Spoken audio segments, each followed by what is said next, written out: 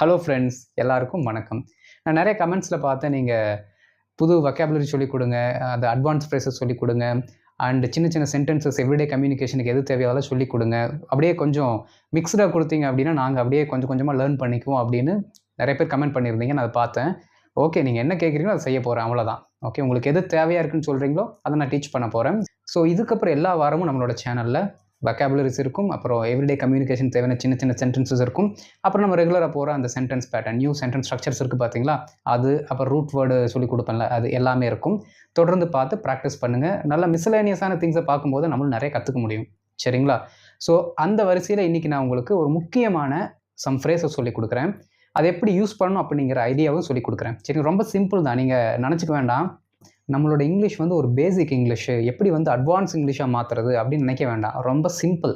Advance இங்கிலீஷ்க்கும் பேசிக் இங்கிலீஷ்க்கும் இருக்கிற ஒரே ஒரு வேறுபாடு என்ன அப்படின்னா புது வார்த்தைகள், அவ்வளோதான். வேறு ஒன்றுமே கிடையாது. அந்த புது வார்த்தைகளை எப்படி போடணும்னு நீங்கள் கண்டுபிடிச்சிக்கிட்டீங்க, அண்டர்ஸ்டாண்ட் பண்ணிக்கிட்டீங்க அப்படின்னா சிம்பிள். ஓகே, ஸோ அந்த வரிசையில் முக்கியமான ஒரு சில வார்த்தைகளை சொல்லிக் கொடுக்குறேன். அதை வச்சு உங்களோட லாங்குவேஜை என்ரிச் பண்ணிடலாம். சரிங்களா? ஸோ வீடியோ ஸ்கிப் பண்ணாமல் பாருங்கள், அப்போ தான் ஒரு பெட்டர் அண்டர்ஸ்டாண்டிங் கிடைக்கும். அண்ட் இதான் நம்ம சேனலுக்கு ஃபஸ்ட் டைம் வந்திருக்கீங்கன்னா மறக்காமல் சப்ஸ்கிரைப் பண்ணிட்டு பெல் பட்டனை கிளிக் பண்ணி வச்சுக்கோங்க. நம்ம வீடியோக்குள்ளே போயிடலாம். இப்போ முக்கியமான இந்த அட்வான்ஸ் ஃப்ரேசஸை பார்க்கும்போதே நீங்கள் இன்னொன்று புரிஞ்சுக்கணும். இந்த அட்வான்ஸ் ஃப்ரேசஸ் எல்லாத்தையுமே நம்ம இடியம்ஸும் நம்ம சொல்லுவோம். சரிங்களா? இடியம்ஸ்னால் உங்களுக்கே தெரியும், வார்த்தை ஒன்றா இருக்கும், மீனிங் வேறு மாதிரி இருக்கும். ஆனால் ரொம்ப சிம்பிள் தான். எங்கே உங்களுக்கு மிஸ்டேக் ஆகும்னா அந்த இடியம்ஸை எந்த வார்த்தைக்கு அடுத்து போடணும், எங்கே போடணும்னுங்கிறது தெரியாது. அது நவுனாக வருமா இல்லை வேர்பாக வருமா அப்படிங்கிற ஒரு அண்டர்ஸ்டாண்டிங் நமக்கு இருக்காது.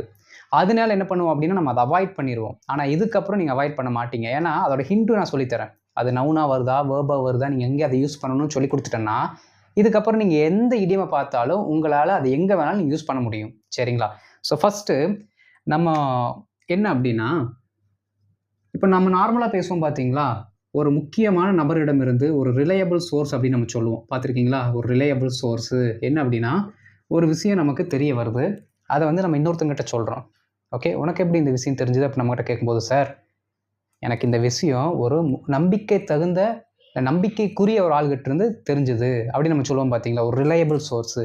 அதற்கு நாம் என்ன சொல்லலாம் அப்படின்னா, இங்கே பாருங்கள், ஃப்ரம் த ஹார்ஸ் மவுத் அப்படின்னு நம்ம சொல்லணும். ஓகே, ஃப்ரம் த ஹார்ஸ் மவுத். இது வந்து ஒரு எக்ஸலண்ட்டான இடியம். இதை யூஸ் பண்ண பழகிக்கோங்க. ஓகே, இந்த ஹார்ஸ் அப்படிங்கிறது தான் ரிலையபிள் அப்படிங்கிற பர்சனை சொல்கிறதுக்காக நம்ம யூஸ் பண்ணுறோம். சரிங்களா?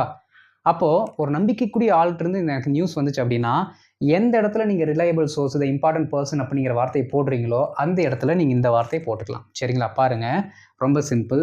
எனக்கு இந்த கதை இல்லாட்டி எனக்கு இந்த இன்சிடென்ட்டு ஒரு நம்பிக்கைக்குரிய ஆள்கிட்டருந்து தெரிஞ்சுது அப்படின்னு நம்ம சொல்கிறோன்னு வச்சுக்கோங்களேன். பாருங்களேன், I got this story.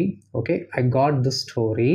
அப்படியே போட்டுருங்க, from the horse mouth. Okay, from the horse mouth. இப்படி நீங்கள் சொன்னீங்க அப்படின்னா முக்கியமான ஒரு ரிலையபிள் பர்சன் கிட்ட இருந்து எனக்கு இந்த ஸ்டோரி கிடச்சிது, இந்த செய்தி எனக்கு கிடச்சிது அப்படின்னு நீங்கள் சொல்கிறீங்கன்னு அர்த்தம். பாருங்கள், I got the story from the horse mouth. I got the story from the horse mouth. Okay, அப்போது ஹார்ஸ் மவுத் அப்படின்னாலே உங்களுக்கு இந்த ஐடியா வந்துடணும். ஓகே, ரிலையபிள் சோர்ஸ் அப்படின்ட்டு. சரிங்களா? அடுத்து ஒரு டாஸ்க் நம்மகிட்ட கொடுக்குறாங்க, ஒரு வேலையை நம்மகிட்ட கொடுக்குறாங்க. கடைசி வரைக்கும் வச்சுட்டு 11 மணிக்கு சப்மிட் பண்ண சொல்கிறாங்கன்னா 19 வரைக்கும் அந்த ஒர்க் பண்ணிவிட்டு 19க்கு என்ன பண்ணுவோம், நம்ம அந்த வேலையை முடிச்சு வைப்போம், சப்மிட் பண்ணுவோம். கடைசி நேரம் வரைக்கும் அந்த ஒர்க் பண்ணுவோம். புரியுதுங்களா? அப்போது கடைசி நேரம் வரைக்கும் அந்த வேலையை செஞ்சு கடைசி நேரத்தில் நெக் ஆஃப் த மூமெண்ட்டில் முடிக்கிறோம் பார்த்தீங்களா, அந்த ஒரு ஆக்ஷன் நீங்கள் சொல்கிறதுக்கு என்ன பண்ணலான்னா அட் த 11th hour அப்படின்னு நீங்கள் சொல்லலாம். Okay, at the 11th hour. At the 11th hour அப்படின்னா கடைசி நேரத்தில் முடிச்சிருக்கான் பாரு அப்படின்னு சொல்கிறதுக்கெல்லாம் நீங்கள் இந்த வார்த்தை யூஸ் பண்ணிக்கலாம். பாருங்கள், for example, he completed the task at the 11th hour. Okay, at the 11th hour.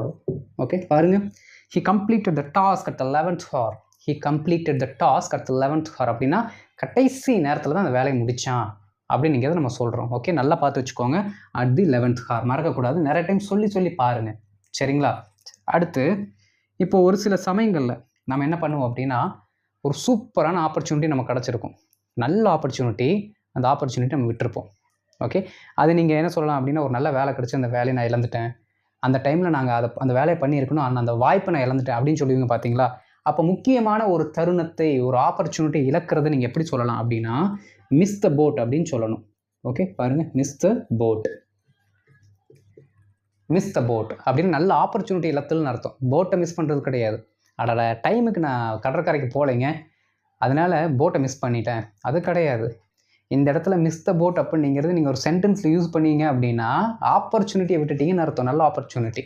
Okay, பாருங்கள், if you don't apply now, okay, if you don't apply now, okay, பாருங்க, you will miss the boat. okay, you will miss the boat. ஓகேங்களா? இப்போ நல்லா கவனிக்கணும். ஒரு நல்ல opportunity நீ இழந்துருவ அப்படின்னு சொல்கிறதுக்கு நாம் மிஸ் த போட் அப்படிங்கிற வார்த்தை யூஸ் பண்ணுறோம். அந்த நல்ல ஆப்பர்ச்சுனிட்டி எதை பற்றினது? ஓகே, நாம் சொல்லுவோம் வேலை வாய்ப்பாக இருக்கலாம், ஒரு ஸ்காலர்ஷிப்பாக இருக்கலாம், இல்லை ஊருக்கு போகிறதா இருக்கலாம், ஏதோ ஒரு ஆப்பர்ச்சுனிட்டி. அப்போ அந்த பர்டிகுலர் ஆப்பர்ச்சுனிட்டி நீங்கள் சொல்லணும்னா அந்த ஆப்பர்ச்சுனிட்டி என்னவோ அதை அப்படி இங்கே தனியாக எழுதிடுங்க. Okay, you will miss the boat. நான் என்ன பண்ணுறேன், நான் ஸ்காலர்ஷிப்னு எழுதுறேன். Okay, you will miss the boat for the இல்லாட்டி ஃபார் அ ஸ்காலர்ஷிப் அப்படின்னு நான் போடுறேன். ஓகே, அப்போது ஸ்காலர்ஷிப்புக்கான முக்கியமான அந்த தருணத்தை, அந்த ஆப்பர்ச்சுனிட்டியை நீ இழந்து விடுவாய். ஓகே, எப்போ? If you don't apply now. இப்போது நீ அப்ளை பண்ணலை அப்படின்னா அந்த ஸ்காலர்ஷிப்போட அந்த தருணத்தை, அந்த முக்கியமான விஷயத்தை நீ இழந்து விடுவாய் அப்படின்னு அர்த்தம். You will miss the boat for a scholarship. You will miss the boat for a scholarship. புரிஞ்சுதுங்களா? அப்போ ரொம்ப சிம்பிள். நல்லா அப்படியே கண்ணை மூடுங்க. நான் கேட்குற கேள்விக்கு பதில் சொல்லுங்கள். கண்ணை மூடணும், இமீடியட்டாக மூடிடணும். நான் சொன்னா டக்குன்னு கண்ணை மூடிட்டிங்கன்னா ரிவிஷன் பண்ணிடலாம். கண்ணை மூடுங்க. Very good. கடைசி நேரம் வரைக்கும் ஒரு வேலையை வச்சு முடிக்கிறதுக்கு என்ன சொல்லலாம்? அப்படியே சொல்லுங்கள், வாய் திறந்து அப்படியே சொல்லுங்கள், எனக்கு கேட்குற மாதிரி சொல்லுங்கள். Very good, very good. கடைசி வரைக்கும் ஒரு வேலையை வச்சு செய்கிறதுக்கு 11th hour. அதை எப்படி சொல்லணும்? அடுத்த 11th hour அப்படின்னு நம்ம சொல்லணும். ஓகே, அடுத்து ஒரு ரிலையபிளான சோர்ஸுக்கிட்ட இருந்து வந்த ஒரு விஷயத்தை எப்படி சொல்லலாம்? கரெக்டு, யோசிங்க. Very good. From the horse mouth. From the horse mouth. அடுத்து ஒரு முக்கியமான ஆப்பர்ச்சுனிட்டி நம்ம மிஸ் பண்ணுறது எப்படி சொல்கிறோம்? அவ்வளோதாங்க, ரொம்ப சிம்பிள். ரிவிஷனும் பண்ணியாச்சு. மிஸ் த போட் அப்படின்னு நம்ம சொல்கிறோம். சரிங்களா? இன்னும் ஒரு சில வார்த்தைகளை பார்க்கலாம்.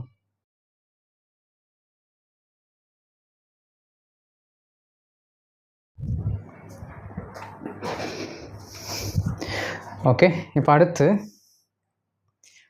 ஜென்ரலான அடுத்து பாருங்கள். இப்போ ஜென்ரலான ஒரு கைட்லைன் இருக்குது. ஓகே, ஒரு இம்பார்ட்டன்ட் நோட்டு, இது ஒரு ஜென்ரல் கைட்லைன் அப்படின்னு சொல்லுவாங்க பார்த்தீங்களா? அதற்கு நீங்கள் யூஸ் பண்ணக்கூடிய வார்த்தை என்ன அப்படின்னா, ரொம்ப சிம்பிளான வேர்டு தம்ப் ரூல் அப்படிங்கிற வார்த்தை யூஸ் பண்ணுங்கள். தம்ப் ரூல் அப்படின்னா ஒரு ஜென்ரலான கைட்லைன், எல்லாருமே பொதுவாக நம்புகிற ஒரு விஷயம். சயின்டிஃபிக் ப்ரூஃபெல்லாம் இருக்குன்னு அவசியம் கிடையாது. காலங்காலமாக அனுபவத்தின் மூலமாக சொல்லப்படுற ஒரு கருத்து. ஃபார் எக்ஸாம்பிள் நீ பாருங்களேன், என்ன அப்படின்னு பாருங்கள். A good thumb rule. Okay, a good thumb rule. Okay, a good thumb rule அதாவது ஒரு கைட்லைன் என்ன அப்படின்னா, ஒரு நல்ல ஜென்ரல் கைட்லைன் என்னென்னா, ஏன்னா குட்டுங்கிற வார்த்தை போட்டிருக்கோம். இஸ் என்னது? செடிக்கு வாரத்துக்கு 2 டைம் தண்ணி ஊற்றுறது. அப்போது is to water. Okay, is to water the plants. Okay, water the plants எப்போ? வாரத்துக்கு 2 டைம். அப்போ twice a week. Okay, twice a week. இந்த 2 டைம்ஸ்ங்கிற வார்த்தை வேணாம், அது பதிலாக ட்வைஸ் அப்படிங்கிற வார்த்தை யூஸ் பண்ணிக்கலாம். பாருங்கள், a good thumb rule is to water the plants twice a week. A good thumb rule is to water the plants twice a week. வாரத்துக்கு 2 டைமு செடிக்கு தண்ணி ஊற்றுறது ஒரு நல்ல சூப்பரான கைட்லைன் அப்படின்னு நம்ம சொல்கிறோம். சரிங்களா? சரி, அடுத்து ஒரு சில விஷயத்தெல்லாம் நம்மளால் புரிஞ்சிக்கவே முடியாது. ஒரு சில விஷயம்லாம் இருக்கும் பாருங்களா, சுத்தமாக புரியாது. ஐயோ, எனக்கு சுத்தமாக விளங்கலடா அப்படின்னு நம்ம சொல்லுவோம்ல, அதற்கு முக்கியமான ஒரு இடியம் இருக்குது. என்ன அப்படின்னா, இங்கே பாருங்கள், கிரீக் அண்ட் லாட்டின் அப்படிங்கிற வார்த்தை நீங்கள் யூஸ் பண்ணலாம். கிரீக் அண்ட் லாட்டின்னா, இப்போ திடீர்னு கிரீக் அண்ட் லாட்டின் இருக்க ஒரு போயமோ இல்லாட்டி ஒரு ஸ்டோரி எடுத்து உங்கள்கிட்ட கொடுத்தா படித்து அதை அண்டர்ஸ்டாண்ட் பண்ணிக்க முடியுமா? முடியாது. ஏன்னா அது அந்நிய பாஷை, ரொம்பவுமே நமக்கு சுத்தமாக கூட தெரியாது ஒரு வார்த்தை கூட. ஸோ அந்த லாங்குவேஜ் எப்படி ஒன்றும் புரியாதோ அதே மாதிரி ஒரு சில விஷயங்கள் நமக்கு புரியாமல் இருக்குல்ல, அதற்கு இந்த வார்த்தையை நம்ம யூஸ் பண்ணலாம். ஓகே, ஃபார் எக்ஸாம்பிள் பாருங்களேன், நம்ம எல்லாத்துக்குமே தெரியும் ஜிஎஸ்டி பற்றி எனக்கு ஒன்றுமே தெரியாது, ஜிஎஸ்டி என்னால் புரிஞ்சு கொள்ளவே முடியல, நானும் ட்ரை பண்ணுற புரிஞ்சுக்கிறதுக்கு ஆனால் சுத்தமாக புரியல அப்படின்னு நம்ம சொல்கிறோம். அப்படின்னா பாருங்கள், GST is Greek and Latin. யாருக்கு? எனக்கு. To me. அவ்வளோதான். பாருங்கள், GST is Greek and Latin to me. GST is Greek and Latin to me. இந்த கிரீக் அண்ட் லாட்டின் அப்படின்னா இம்பாசிபிள் டு அண்டர்ஸ்டாண்ட். இம்பாசிபிள், ஒன்றுமே புரியாது. Impossible to understand. அவ்வளோதான். ஒரு சிலருக்குலாம் மேக்ஸை சுட்டு போட்டால் வராது. ஏன்னா உங்களுக்கு புரியவே புரியாது. ஏன் அப்படின்னா mathematics is Greek and Latin to them. Mathematics is Greek and Latin to them. நீங்கள் ஆஃபீஸில் கூட சொல்லலாம், ஏங்க அவர் சொன்னது எனக்கு ஒன்றுமே புரியல, What he explained is Greek and Latin to me. What he explained is Greek and Latin to me. அவர் சொல்லி கொடுத்தது, அவர் எக்ஸ்பிளைன் பண்ணது ஒன்றுமே எனக்கு விளங்கலை அப்படின்னு அர்த்தம். Okay, right. அடுத்து முக்கியமான ஒரு வார்த்தை என்ன அப்படின்னா, நாம் ஒரு சில சமயத்தை பார்த்திங்கன்னா நம்மளே முடிவு எடுத்துருவோம், டிசைட் பண்ணிடுவோம், ஸ்ட்ராங்காக இருப்போம். அதுலேருந்து நான் நீ என்ன பண்ண மாட்டேன், தவறவே மாட்டேன் அப்படின்னு ஒரு சில டெசிஷனை ஸ்ட்ராங் எடுப்போம் பார்த்தீங்களா. அதற்கு என்ன வார்த்தை அப்படின்னா மேடப் அப்படிங்கிற வார்த்தை யூஸ் பண்ணுங்கள். Made up mind. ஓகே, இந்த அப்புக்கு அடுத்து யாரோட மைண்டு? ஓகே, ஃபார் எக்ஸாம்பிள் நான் வந்து டெசிஷன் எடுத்துட்டேன் அப்படின்னா மை மைண்டு, அவள் எடுத்துட்டேன் அப்படின்னா ஹர் மைண்டு, அவள் எடுத்துட்டான் அப்படின்னா ஹிஸ் மைண்டு. அந்த வார்த்தையை நம்ம இங்கே போடணும். ஓகேங்களா, எதுக்கு? இது ஒரு டெசிஷன் எடுக்கிறதுக்கு. சரிங்களா, பாருங்கள். For example I have made up my mind not to continue this job. இந்த வேலையை செய்யக்கூடாதுன்னு நான் முடிவு பண்ணிட்டேன்ப்பா. இந்த வேலையை தொடரக்கூடாது, நீ தொடர்ந்து செய்யக்கூடாது அப்படிங்கிறத நான் முடிவு பண்ணிட்டேன் அப்படின்னா I have made up my mind. மேடப்னா டெசிஷன் எடுத்துட்டேன்னு அர்த்தம். என்ன டெசிஷன் எடுத்திருக்கோம்? Not to continue this job. Okay, I have made up my mind not to continue this job. புரிஞ்சுங்களா? ரொம்ப முக்கியமான வார்த்தை இது, நிறைய பேர் யூஸ் பண்ணுறது நான் கேட்டிருக்கேன். ஸோ தயவு செய்து இதெல்லாம் கொஞ்சம் கொஞ்சம் என்ன பண்ணுங்கள், இம்ப்ளிமெண்ட் பண்ணுங்கள். சரி, இப்போது நான் போன ஸ்லைடு ஸ்டார்ட் ஆகும்போதே சொன்னேன் எப்படி அதை ஐடென்டிஃபை பண்ணணும் அப்படின்ட்டு. ரொம்ப சிம்பிள். பாருங்கள், இங்கே 3 எழுதியிருக்கும். Thumb rule, Greek and Latin, made up mind, 3 எழுதியிருக்கும். இந்த 3த்துலேயுமே ஃபஸ்ட்டு வரக்கூடிய வார்த்தையை பாருங்கள். ஃபஸ்ட்டு வரக்கூடிய வார்த்தை தம்பு, கிரீக்கு, மேடு, நிறைய வார்த்தை வந்திருக்கு. ஓகே, தம்ப், கிரீக், மேட், 3 வார்த்தை இருக்குது. இந்த 3 வார்த்தையுமே என்ன அப்படிங்கிறத ஃபஸ்ட் ஐடென்டிஃபை பண்ணுங்கள். தம்ப் அப்படிங்கிற வார்த்தை நவுனா வேர்பா? சொல்லுங்கள். தம்ப் அப்படின்னா நம்மளோட கட்டை விரல், நவுன் தானே? வெரி குட், இது வந்து நவுன். ஓகே, சரி. அடுத்து கிரீக் அப்படிங்கிறது நவுனா வேர்பா? எல்லாத்துக்கும் தெரியும், அது வந்து நவுன், அவ்வளோதான். மேட் அப்படிங்கிற வார்த்தை நவுனா வேர்பா? எல்லாத்துக்குமே தெரியும், நவுன். கரெக்டு தானே? மேடுங்கிறது நவுன். வெரி குட், மேடுங்கிறது வேர்பு. பரவாயில்ல, அலர்ட்டாக தான் இருக்கீங்க, சூப்பர். வேர்பு. இப்போ நல்லா கவனிக்கணுங்க, எங்கெல்லாமே ஃபஸ்ட்டு வார்த்தை நவுனில் ஆரம்பிக்குதோ அந்த வார்த்தையெல்லாம் சென்டென்ஸில் வரும்போது நவுன் எங்கெங்கெல்லாம் வருமோ அங்கெல்லாம் நீங்கள் போட்டுக்கலாம். சென்டென்ஸோட பிகினிங்கில் வரலாம், சப்ஜெக்டாக வரலாம், ஆப்ஜெக்டாக வரலாம், எப்படி வேணால் வரலாம். ஏன்னா அது நவுனில் ஸ்டார்ட் ஆகுது. அதுவே இந்த பர்டிகுலர் ஃப்ரேஸு, இந்த இடியம் வந்து பார்த்தீங்கன்னா வேர்பில் ஸ்டார்ட் ஆச்சு அப்படின்னா எங்கெங்கெல்லாம் வேர்பு வரும்? சப்ஜெக்டுக்கு அடுத்து வேர்பு வரும், டு அப்படிங்கிற வார்த்தைக்கு அடுத்து வேர்பு வரும், அங்கெல்லாம் நீங்கள் யூஸ் பண்ணிக்கலாம். ரொம்ப சிம்பிள். புரிஞ்சுங்களா? அதனால தான் இங்கே பாருங்கள், ஐ இது சப்ஜெக்டு, இந்த மேட் அப் மை மைண்ட் இருக்கா, அதை வந்து இந்த வேர்பு கூட போட்டிருக்கோம் பாருங்கள். ஓகே, இங்கே பாருங்கள், கிரீக் இஸ்ஸு, இது பி வேர்பு. பி வேர்புக்கு அடுத்து நம்ம என்ன பண்ணுவோம்? ஒரு ஆப்ஜெக்ட் போடுவோமா? அந்த ஆப்ஜெக்ட் போடக்கூடிய இடத்துல இது வந்துருச்சு பாருங்கள். ஓகே, இது நவுன் தான். ஆப்ஜெக்ட் போடக்கூடிய இடத்துல இது வந்துருச்சு. ஓகே, பாருங்கள், ஜிஎஸ்டிஸ் அண்ட் இம்பார்ட்டன்ட் ஒன்னுங்கிறதும் நவுன் தான். கிரீக் அண்ட் லாட்டின்ங்கிறதும் நவுன் தான். ஃபார் எக்ஸாம்பிள் நான் சொல்கிறேன், சரிங்களா? கிரீக் அண்ட் லாட்டினா புரிஞ்சு கொள்ள முடியாதது. அப்போ இது நவுனாக வரதுனால என்ன பண்ணிட்டோம் அப்படின்னா பி வேர்புக்கு அடுத்து போட்டோம். புரிஞ்சுதுங்களா? அப்போ இனிமேல் நீங்கள் எந்த இடியம் நீங்கள் புதுசாக படித்தாலும் ஃபஸ்ட்டு வார்த்தை மட்டும் பாருங்கள். அந்த ஃபஸ்ட்டு வார்த்தை நவுனாக இருந்தால் நவுன் போட வேண்டிய இடத்துல போடுங்க, வேர்பாக இருந்தால் வேர்ப் போட வேண்டிய இடத்துல போடுங்க, அவ்வளோதான். ஒரு சிலது வரும், ப்ரிப்போசிஷனில் ஸ்டார்ட் ஆகும். அடுத்த 11th அது ப்ரிப்போசிஷனில் ஸ்டார்ட் ஆகுது. அப்போ ப்ரிப்போசிஷனில் எங்கெங்கே வருமோ அந்த இடத்துல போட்டால் முடிஞ்சு போச்சு, அவ்வளோதான். புரியுதுங்களா? ரொம்ப ரொம்ப சிம்பிள். ஸோ இன்னும் ஒரு சில ஃப்ரேஸை சொல்லி கொடுக்குறேன், நம்ம அதுக்கப்புறம் வீடியோ முடிச்சுக்கலாம்.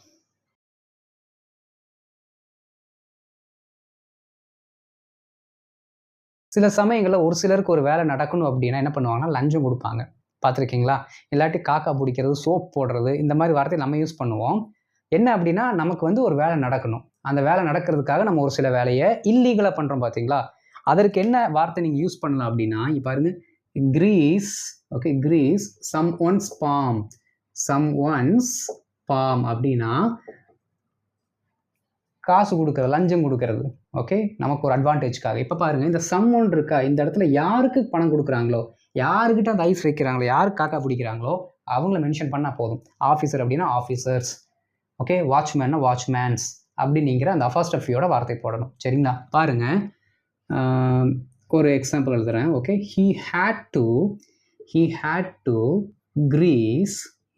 to grease யாரோடது? ஒரு அஃபிஷியல்னு போடலாம். சரிங்களா? தி officials palm to get the permits. அவ்வளோதான். இப்போ சிம்பிளாக முடிஞ்சிருச்சு பாருங்கள். என்ன அர்த்தம்? பெர்மிட்டை வாங்குறதுக்கு அவன் ஒரு சில அதிகாரிகளுக்கு வந்து என்ன கொடுக்க வேண்டியது? லஞ்சம் கொடுக்க வேண்டியிருந்தது. அப்போ கொடுக்க வேண்டி இருந்ததுங்கிற வார்த்தை இங்கே இருக்குது. ஒரு சென்டென்ஸை பார்த்தாலே பிரேக் டவுன் பண்ணிடணும், என்னென்ன வார்த்தை என்னென்ன டென்ஸ்லாம் யூஸ் பண்ணியிருக்கோம் அப்படின்ட்டு. பாருங்கள், he had to grease the officials' palm to get the permits. the officials' palm சொல்லி பாருங்கள். Okay, he had to grease the officials' palm to get the permits. Simple. இங்கே பாருங்கள், grease அப்படிங்கிறது வேர்பு, அதனால் இந்த டூ கடுத்து அதுவே இது மெயின் வேர்பு தான். என்ன மாதிரி மெயின் வேர்பு? had to அப்படிங்கிற அந்த ஆக்சிலரி வேர்புக்குள்ளே வரக்கூடிய மெயின் வேர்பு. அதற்கடுத்து நம்ம என்ன போட்டோம்? அந்த வேர்பை போட்டாச்சு. had to go, had to come அப்படின்னு நம்ம சொல்லுவோம் பார்த்தீங்களா? அதே மாதிரி had to grease, ஏன்னா இது வேர்பு. ரைட். அடுத்து ஒரு முக்கியமான கடைசி வார்த்தை என்ன அப்படின்னா, செம்ம காண்டாகிறது, செம்மையாக கோவம் வரும். இதெல்லாம் நார்மலாக நம்ம யூஸ் பண்ணக்கூடிய வார்த்தை. அப்போ இந்த நார்மலாக யூஸ் பண்ணக்கூடிய வார்த்தைக்கு எல்லாமே நீங்கள் என்ன பண்ணிக்கலாம்? இந்த வார்த்தையை ரீப்ளேஸ் பண்ணி பழகிக்கலாம். என்னென்னா, ரொம்ப கோவமாக இருக்கிறது. ரொம்ப simple. Hot under the collar. Okay, hot under the collar. Okay, hot under the காலர்னால் ரொம்ப ஆங்கிரின்னு அர்த்தம், பயங்கரமான கோபம். ஓகே, உச்சக்கட்ட கோபத்தை நம்ம என்ன சொல்கிறோம்? நம்ம ஹாட் அண்டர் த காலர் அப்படிங்கிற இடியம் வச்சு சொல்கிறோம். இங்கே பாருங்கள், ஹாட் அப்படிங்கிறது என்னது? ஹாட்டுங்கிறது வேர்பும் கிடையாது, நவுனும் கிடையாது. ஓகே, அது ஒரு அட்ஜெக்டிவ். ஹாட் அப்படிங்கிறது ஒரு அட்ஜெக்டிவ், ஒரு ஸ்டேட் ஆஃப் நவுனு. சரிங்களா? அதனால் அட்ஜெக்டிவில் எங்கே வரும்? உங்களுக்கே தெரியும், நவுனுக்கு முன்னாடி வரும். அப்போ அந்தந்த இடத்துல நீங்கள் இந்த வார்த்தையை யூஸ் பண்ணிக்கலாம். சரிங்களா? For example, she is beautiful அப்படின்னு நம்ம சொல்கிறோம். அவள் அழகாக இருக்கிறாள். ஷீ இஸ் பியூட்டிஃபுல், அவள் அழகாக இருக்கிறாள். She is hot under the collar, அவள் கோபமாக இருக்கிறாள். அவ்வளோதான். ஓகே, பாருங்கள், ஷீ இஸ், நம்ம என்ன சொல்லுவோம்? ஷீ இஸ் ஆங்க்ரி அப்படின்னு சொல்லுவோமா? இதுக்கு பதிலாக அப்படி என்ன பண்ணுறோம்னா, she is hot under the collar அப்படின்னு சொல்கிறோம். அவ்வளோதான். அவங்க ரொம்ப கோபமாக இருக்காங்க அப்படின்னு நம்ம சொல்கிறோம். Okay, she is hot under the collar. Okay, அவ்வளோதான். பாருங்கள், ஷீ இஸ் ஆங்க்ரி, இந்த ஆங்க்ரி அப்படிங்கிற வார்த்தைக்கு பதிலாக அப்படி என்ன பண்ணிட்டோம்? நாம் இந்த பர்டிகுலர் ஃப்ரேஸை போட்டு யூஸ் பண்ணியாச்சு. சரிங்களா? ஆங்க்ரிங்கிறது ஒரு நவுனோட ஒரு ஸ்டேட். இப்போ ஹாட் அண்டர் த காலர் அப்படிங்கிறது எக்ஸாக்டாக என்ன ஆகும்? ஃபிக்ஸ் ஆகும். பாருங்கள், she is hot under the collar. ஐயோ, ஐ மெட் அண்ட் ஸ்போக் டு ஹிம். நான் போய் அவனை பார்த்தேன். He was hot under the collar. அவர் செம்ம கோவத்தில் இருந்தார். Okay, I went and met the manager. He was hot under the collar. ரொம்ப சிம்பிள். புரிஞ்சுதுங்களா? இப்போ நீங்கள் நிறைய வார்த்தை பார்த்துருக்கோம். என்னென்ன வார்த்தை பார்த்தோம்? அப்படியே கண்ணை மூடுங்க, நான் கேட்குறதுக்குலாம் பதில் சொல்லுங்கள். முடிஞ்ச அளவுக்கு ட்ரை பண்ணுங்கள், கண்ணை மூடுங்க. Very good. ஆப்பர்ச்சுனிட்டி மிஸ் பண்ணுறதுக்கு என்னென்னு சொல்லலாம்? வெரி குட், மிஸ் த போட்டுன்னு சொல்லலாம். Very good. கடைசி நேரம் வரைக்கும் ஒரு வேலையை வச்சு முடிக்கிறது. அடுத்த 11th ஹார். Very good. என் கூட சேர்ந்து அப்படியே சொல்கிறீங்க ஆன்சர். சூப்பர், புரிஞ்சிருச்சு உங்களுக்கு. அடுத்து லஞ்சம் கொடுக்கறதுக்கு என்ன சொல்லலாம்? Very good. Grease someone's palm. Very good. Decision எடுக்கிறதுக்கு மேட் அப் மைண்ட். புரிஞ்சிக்கவே முடியல. Greek and Latin. Very good. முக்கியமான ஒரு விஷயம், இல்லாட்டி ஜென்ரலாக நமக்கு எல்லாத்துக்கும் தெரிஞ்ச ஒரு நோட், முக்கியமான ஒரு ஜென்ரல் நோட் என்ன சொல்லலாம்? Thumb rule. அவ்வளோதான்.